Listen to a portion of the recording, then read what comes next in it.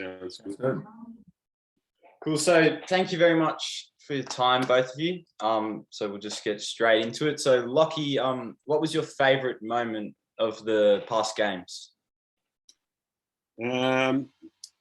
It's probably got to be that win against Croatia. We had it was pretty rough to that first game. We went in with a lot of confidence and we played well, but against Montenegro, they put away their opportunities and, we didn't defend well enough. So it was good to kind of get back on track with that big win against Croatia. Obviously, the next game didn't turn out how we wanted, but I mean, just the support that we got after that win from, everyone in the whole of Australian water polo community was like unbelievable. How I was getting emails from people I went to school with in, year 8, year 9, people I haven't spoken to since then. I think I got a message from my prep teacher who I haven't spoken to, since then. She found me on Instagram and sent me a message. So, that's probably was the best moment. Obviously, COVID affected a lot of other things, but just to perform, the way that we knew we could in that game, it was pretty special. Yeah, it was quite thrilling for all of us at home. Dad, me, my older brother. So well done on that game. But Blake, what was your favourite moment of the games? Yeah, I mean, obviously, I would be silly if I didn't say it wasn't that game against Croatia. But if to talk about a moment separate to what Lockie's just touched on, it was actually probably the Kazakhstan game, because we had quite a few veterans in the team that it was going to be their last game. And players like Reece, Joel, Richie, they've led the Australian team for 3 Olympic cycles, and just kind of gave me goosebumps that whole game, knowing that was going to be their last moment, but also feeling very privileged that I had the opportunity to play alongside those boys and give them a nice send-off, which was good. So I think that's probably a game that I'll remember for the rest of my life. It is, I mean, you see it in like things like the AFL and people celebrating their retirement games. When someone's had such an impact and influence in water polo for as long as they have, to say that, I played alongside those boys was pretty special and memorable to me. Thank you. So I might go back to you again. Was it weird with playing with no crowds? Because I'm sure that you would have played with crowds all throughout your career, but what was the feeling of having no crowds at the Olympics on a big stage? Yeah, it's a question I get quite a lot since I've come back. I'm one of those players that don't really notice the crowd when I'm playing in it. It all gets blurred out anyway, because you're just so focused and you're in the moment of the game. And really, even when there is a crowd, all that you see or hear are your teammates anyway. I think it made it a little bit more easy to communicate and hear Elvis when he was yelling from the side of the pool. But apart from that, all the emotions that went into every game, it overrides any added kind of noise or background that a crowd will produce. It's a shame that friends and family weren't able to come over and watch it live. That would have been something pretty special to be able to share with them. But I think Channel 7 did such an amazing job in covering the games back home, that everyone was right there and got to still experience some of the action. But I mean, in answer to your question, and hopefully one day you get there where you're playing in front of these big crowds. You'll notice it before the game, and you'll certainly notice it after the game. But once you're in the moment and that whistle's blown, it becomes just a bit of a blur. And Lockie, what about you? How did you feel about the no crowds? Well, I'd played some when I was in Barcelona. We had some competitions with the EuroLeague qualifications and stuff, and we didn't have any crowds there. So I had a bit of practice beforehand with just, you know, being in a kind of big stadium and it just being completely empty apart from, you know, some officials or, team managers and stuff up there. Again, like what Blake said, you know, once you're in the game, you kind of, you know, I don't know whether you mentally block it out or you just don't think about it once you're in there. But, you know, it was obviously even if family were there, you know, we wouldn't have been able to go and see them after the competition and stuff like that. So, you know, they probably got a better, you know, experience to watch us and you know, watch the games and keep tabs on it with Channel 7. But, you know, yeah, it's like playing in front of no crowds, playing in front of a big crowd, you know, there is definitely that atmosphere that it creates pre and post game, but during, you know, you get wrapped up in the game and, you know, all you're thinking about is the coach, your teammates and, you know, the other team and what you got to do to beat them. But, you know, we get a lot of practice to play games in front of no crowds, especially in you know, State League 1 and down in Victoria. No one wants to sit outside. I think our mum creates as much atmosphere though. So she used to roll the table for us. She wouldn't say anything, but it was just her energy. You could feel it in the water. Exactly. You know. But, and so another one which I found quite interesting. Rowie Webster, she had a photo with both Joe Ingles and Paddy Mills. When you were at the Olympics, did you, Lockie, meet any famous people that you got to have a chat to or anything? Or mostly it was just Australian athletes. You know, I caught a lift up to the rooms with Ariane Titmus. You know, apart from that, I didn't really go out too much. I was injured. My shoulder was injured, so I'd spend a lot of time, you know, just trying to rehab that, you know, whenever we had time off. I saw, you know, Luka Doncic. He was a lot bigger than I expected, like a lot taller. You know, you watch I watch a bit of NBA, and you know, you don't realize because they're all so tall. You know, the shorter players look. Yeah. You know, like real short, but they're not. They're, you know, and like I'm not saying Doncic is a short player because he's big, but an example would be like we had the Australian basketball team on our floor with us, so even like Dellavedova is my height, and like I just did not expect that at all. I thought he, you know, 6'1", 6 foot, because you know you see him playing up, you know, with standing next to LeBron and stuff when he was on the Cavs with him, and.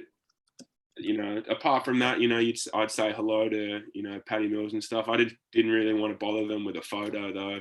You know, they had a lot to focus on and we had a lot to focus on. So I felt a bit uncomfortable to go up to them and, you know, ask for a photo. And a few of the guys got a photo with like Kevin Durant and stuff, which I was a bit jealous about. But, you know, again, there was, you know, a lot of other things to try and focus on, and I didn't really want to, you know, they're getting that kind of attention year round, and you know they want to focus on, you know, the competition that they're at. So I personally didn't go up and ask for photos, but I am a bit jealous when I saw that some of the people went up and, you know, and they were happy to take photos with them. And Blake, what about you? Who was the most famous person that you came across during the Olympics? I think most, or I've bumped into certainly Kevin Durant. He was outside, just about to go to the opening ceremony. So he was outside the Australian building, and we were all around the TV watching him, and he was walking past. And I think for him to walk about 20 meters took him half an hour. He had that many people coming up, getting photos with him. So I was a bit like Lockie and just wanted to give them a little bit of space. Another memorable athlete was Yao Ming, who was trying to squeeze into a minibus at the time. And that was pretty hilarious because he's probably the biggest human being I'll ever see in my life. Not just height, but now also just in diameter. He's just so big. who else? And then look, some Australian athletes, like Lockie said, Susie O'Neill, who I admired when I was young, and watching her compete at the Sydney Olympic Games. She was one of the team leaders, so it was quite an amazing experience to have Susie O'Neill standing in front of you, reading out the logistics about the Olympic Games and then touching a bit on her story. But then it went from Ash Barty to all the other, right next to our room was Patty Mills and the Boomers. So we pass them every day and have a quick chat about how their tournament was going. So, but oddly you become very used to it and comfortable having all these athletes around, which is a funny feeling. But yeah, I think that's probably one of the special things about the Olympics is that you've just got so many amazing athletes from all over the world in all these different disciplines coming together and sharing the same space. It's quite an unforgettable memory. Yeah, that is quite cool. If I ever go, that will be something that I reckon I'll quite look forward to, meeting all these famous athletes. But we'll move on. So, Lockie, what was the food like at the kitchen or whatever? It's a good person to ask.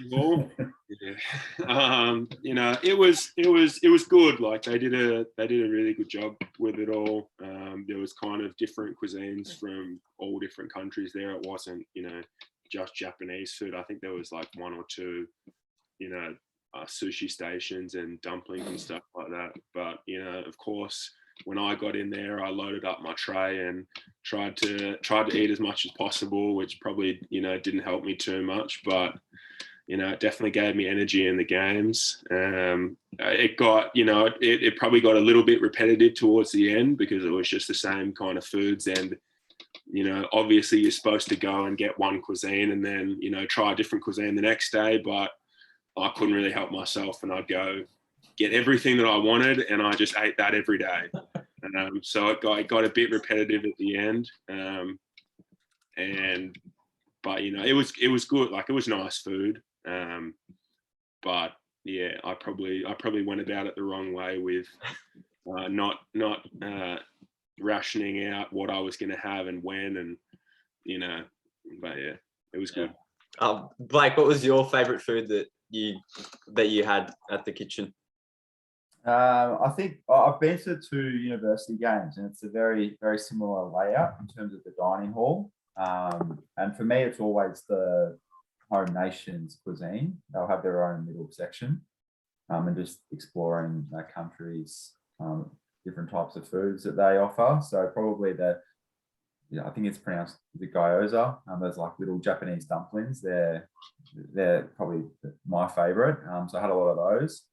But yeah, if you ever get a chance to go to a World University game, it's probably the closest that you'll get to an Olympic experience. You have all the, you have the village and you have all the countries in the different buildings and the food court and going out to your different venues and spread over a 2-week period. So I think I was pretty fortunate to experience that. At this Olympics, they didn't have a McDonald's, which they usually do. So I was a bit shattered about that because we had it at World Uni Games in Kazan. But yeah, it's good. But like Lockie said, you do get over it, eating the same kind of food for just over 2 weeks. So, but for your first experience, it's pretty cool. Yeah. And this might seem a little bit of a silly question, but will you look to go to the next Olympic Games, Blake? Yeah.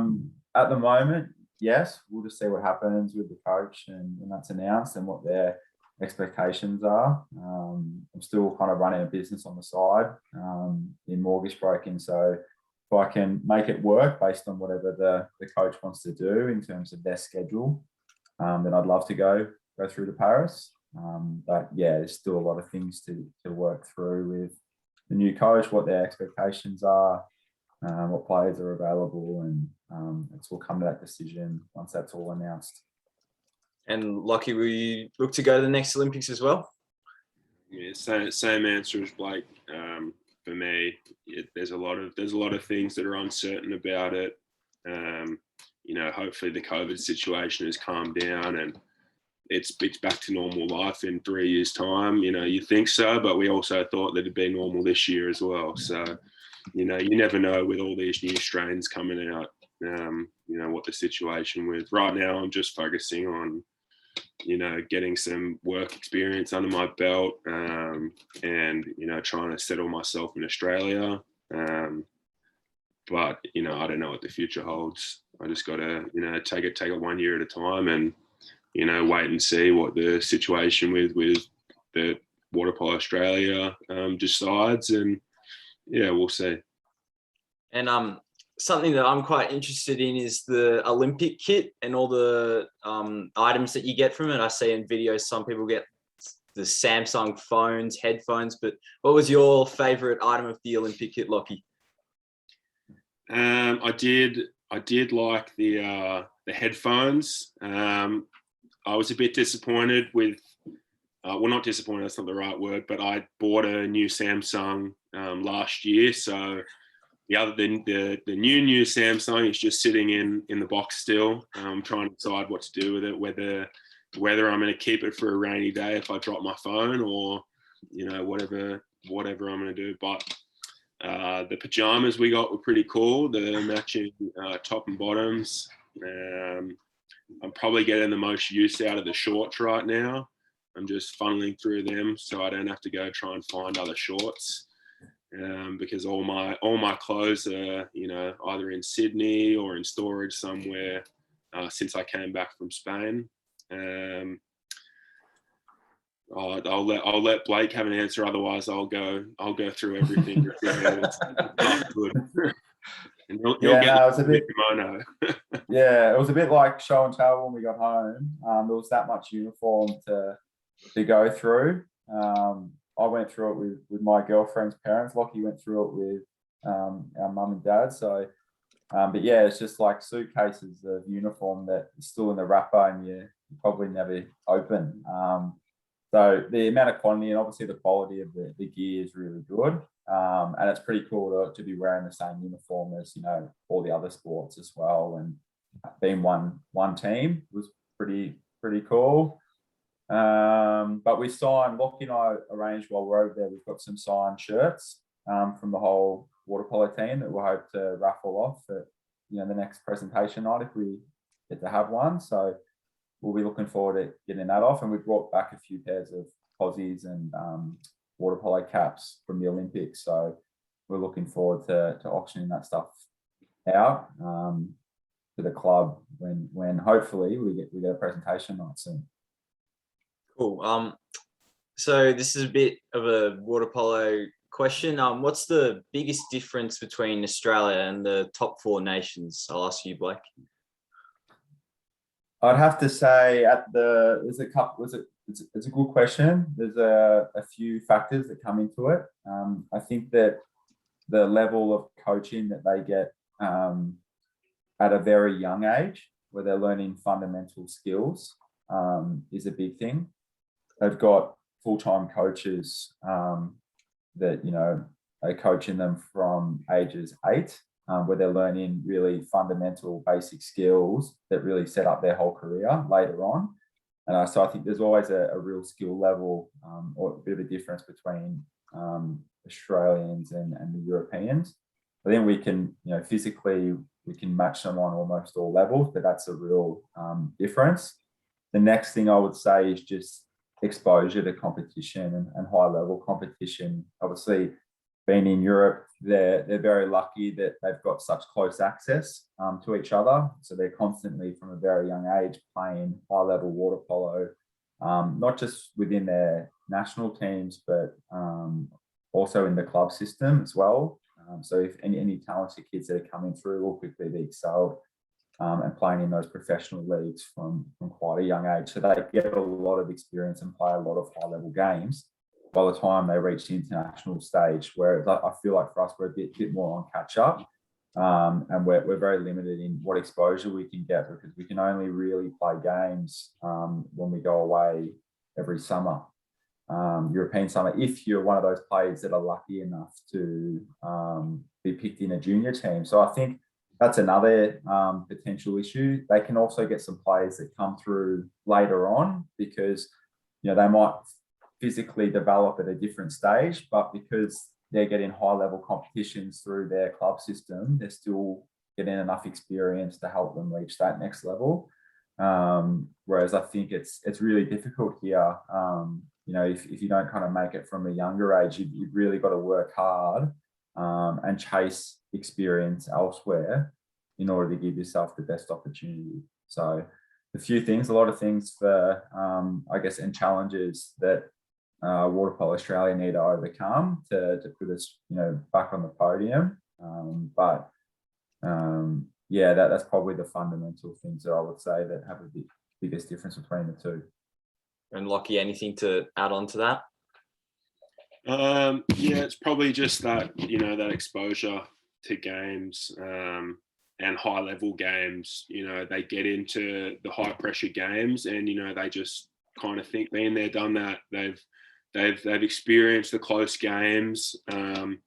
We came a long way, the Aussie team this cycle, especially in our world champs in 2019 to, win some close games in 2018 at the World Cup, win some close games, games that, in previous years, we might not have, we might have come close and maybe gotten a draw and stuff, but there's a big difference between getting a draw and getting a win. And I think it's just that, they have that confidence in themselves that, they've been there. They know that they need to score a goal in a certain moment. I mean, if you watched, I think it was was it Spain against Serbia in the semi-final, you saw, Filipovic just turn it on and, he had a whole team of blockers in front of him, plus, one of the best goalies in the world. And he just got himself into that position and, sat up and it looked like he threw the ball as hard as he could and it just, no one could get their arms up in time. And you got to think that, it's not just one Filipovic. There is this one Filipovic, but a player of like that, similar quality, they have multiple, versions of him. They got Pjetlevic, they got They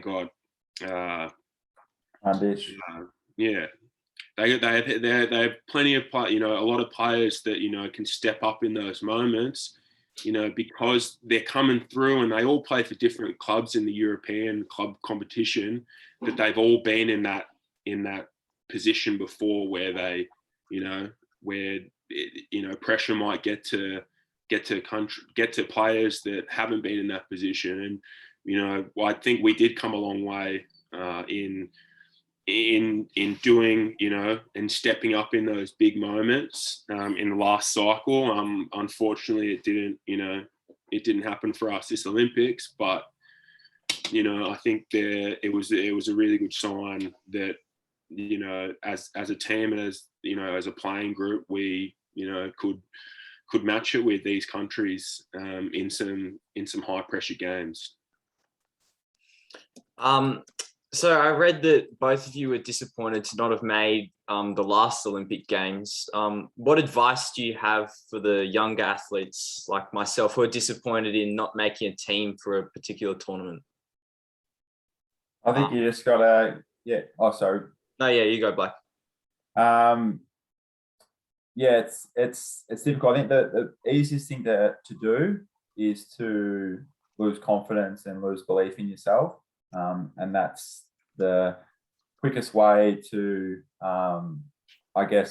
spiral downwards or not get through it. So it's really, you've got to really mentally stay very strong and focused. Use your disappointment to fuel yourself so that you can, reach that next level in training.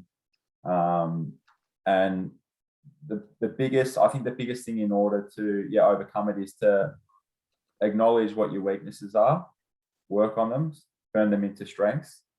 I think very easily, again, when you're feeling down and negative and feel hard done by, you can look to point the finger elsewhere, which doesn't help your situation at all. You can feel sorry for yourself. Again, that won't help. So really, I think go back, ask yourself, what what it is you want, what's your goal. Sometimes for some people it's just taking time off, and then working out if it's something that they still want to continue with or not. But most of the time you still have this goal that you want to aim and towards and dream to achieve. So I think it's just taking the emotions out, working out, okay, what are my weaknesses? What are my strengths? Working on both of them. But fundamentally, and I can't stress it enough, is staying true to yourself and believing in yourself, because it doesn't matter what other people think of you. If you don't believe in it, and you don't deep down believe in yourself, then it won't show in your performance. So that's probably my biggest advice. There's so much research now going into sports psychology, and everyone's completely different. And some people prepare in other ways. Some people are affected by certain kind of situations. And I think one of the challenges of team sports is that you're not an individual athlete, so you have to, be able to adjust to what your environment is, whatever that team is. You're not going to get the same coach in every team, the same playing style, the same teammates. So you've got to quickly be able to adjust and work out how to get the best out of your game and the best for the team. And that role might change. In one team, you might be a goal scorer. In another team, you might just be a workhorse. So you've got to be quite smart and work out what's my role in this team, what's going to give me the best opportunity to make this team, and adjust your game kind of accordingly. But again, I'll just go back to it again. You need to believe in yourself, stay confident, and as easy as it is to become negative, you've just got to try as much as you can to stay positive through every situation. It's very easy to think positive when everything's going your way. Very difficult to stay positive when things aren't going your way. And Lockie, your advice for the kids that might have missed a team? There's usually a few, different reasons why, a coach hasn't picked you or selectors haven't picked you. I think it's just taking that information and seeing what you can actually change. I'll use an example. I didn't make the Born 94s Australian team. It was pretty disappointing. I heard a few reasons. I heard, my age was a reason. I was younger. They didn't think I was going to grow because Blake stopped growing. And then my weight was a big one. And, the only thing I could actually change out of that was my weight. So I, worked my ass off and went and saw a nutritionist and, changed my whole diet and dropped a bunch of weight. And then, 8 months later, I made the Born 93 squad. So I made the Born 93 squad before I made the Born 94 squad. You just have to, like Blake said, if you have that confidence in yourself and your abilities, then it doesn't really matter.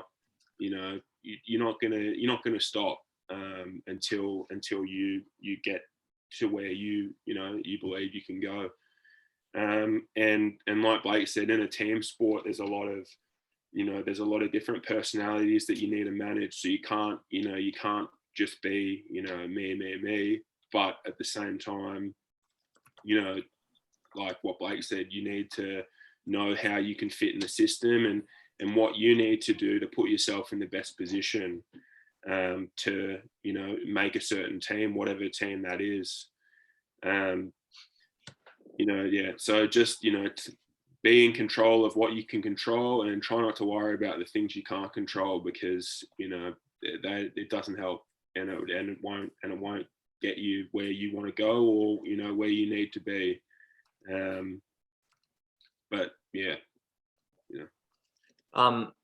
So Blake, what have you learnt from Lockie's approach to water polo, and then Lockie, what have you learnt from Blake's approach to water polo? So I'll ask you first, Blake. What have you learnt from Lockie? Yeah, I think Lockie on an international level probably matured a lot earlier than I did, and it's because he's so fearless of anyone that he plays against. It doesn't matter, he was a young kid, probably like 18, 19 years old, coming up against Bourgeois at the World Cup, or, if it's, one of the Varga brothers where he's getting, punched in the mouth, but he never takes a back step from anyone that he plays against. And, while he gets criticised quite a bit sometimes, and in order to motivate himself to get to training, when he actually gets to training, he's a fierce competitor, and he's an extreme competitor, and you see that in the games with his work ethic and how he gets up and down. So, he probably doesn't realise it, but he gave me a lot of belief in my own ability, the way that he inspired me, and the way that he took the game on at an international level at such a young age. And that really took my game internationally to another level that I probably didn't even think was, a few years ago achievable. And that was just, that relentless attitude that he has when he goes into each game. And Lockie, what have you learnt from Blake's approach? Like Blake probably had a lot more setbacks than I did. On the senior level, but there was obviously hard times, for him, and just to see how he continually pushed through, and the work that he does going to training, and Blake coached me when I was younger, growing up in junior competitions, and he was 3 years older at under 16s, and he was coaching my team.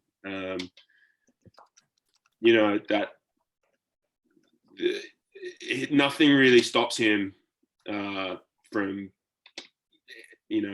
achieving what he wanted to achieve, and that was to go to the Olympics. And setback after setback, it obviously it takes a toll, but if you saw how he played, everyone saw how he played at this Olympics when he finally made the team. It was pretty impressive to see him as our highest goal scorer when they didn't even give him a look in last Olympics. I personally wouldn't be where I am without my brothers and my family pushing me from a really young age, making me go training, and he still does it. When I go live with him, he's still knocking on my door, time to go. 5 more minutes. And if he didn't come back a second time, then I'd be fast asleep again, and I'd start coughing, and I'm sick. So a lot of the training that I do make it to is it's not because of me, and I can't do morning sessions. I just cannot deal with them. I can't. I go to sleep too late and never want to wake up in the morning. But I had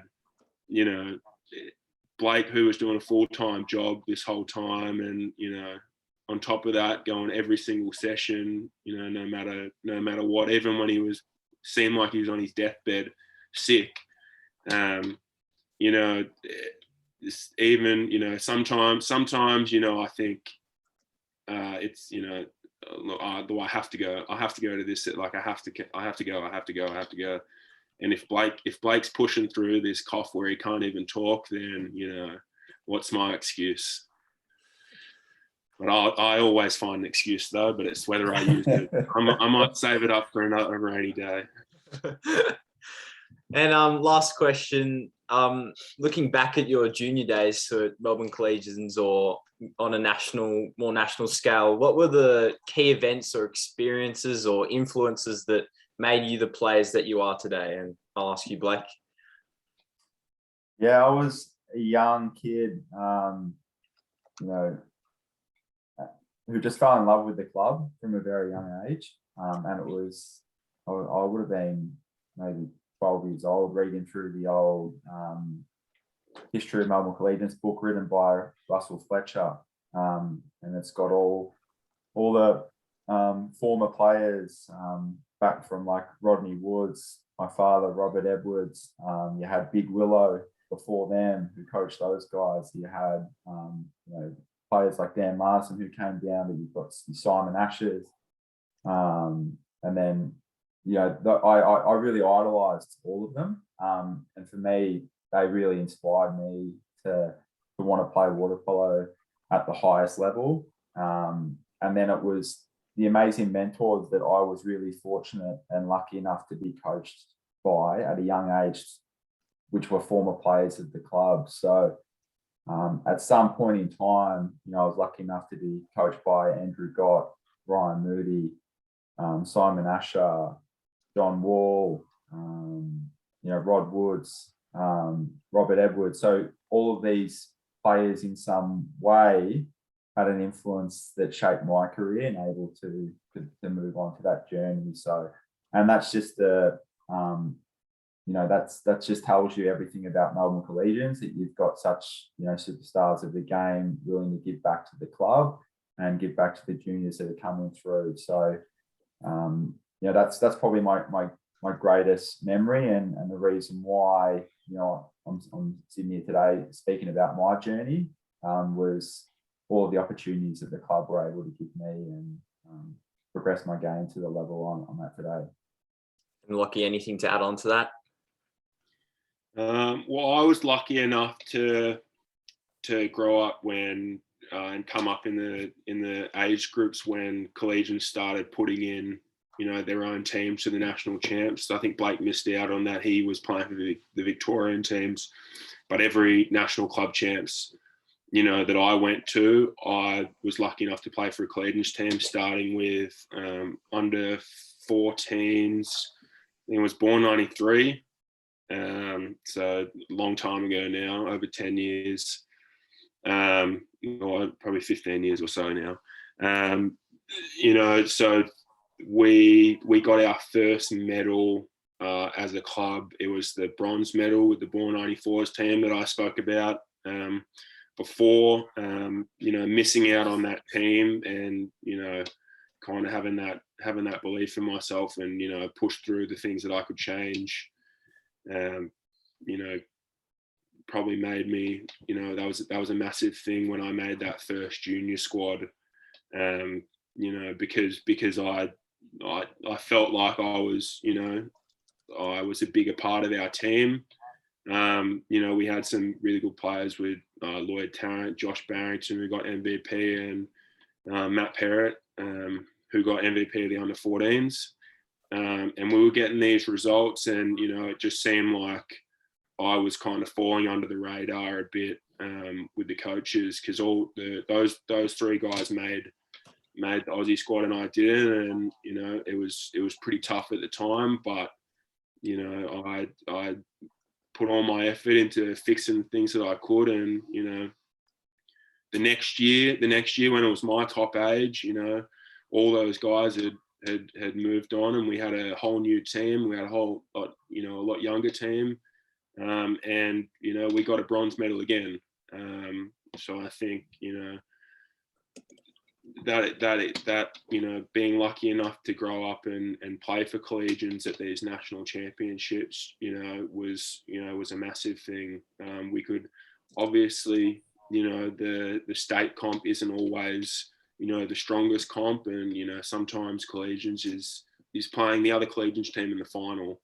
But when you go up and you make that next step up, to the national, comp, and you play against other clubs around Australia, and you see where we sit, and it's pretty cool that we've been getting a few gold medals and stuff, and really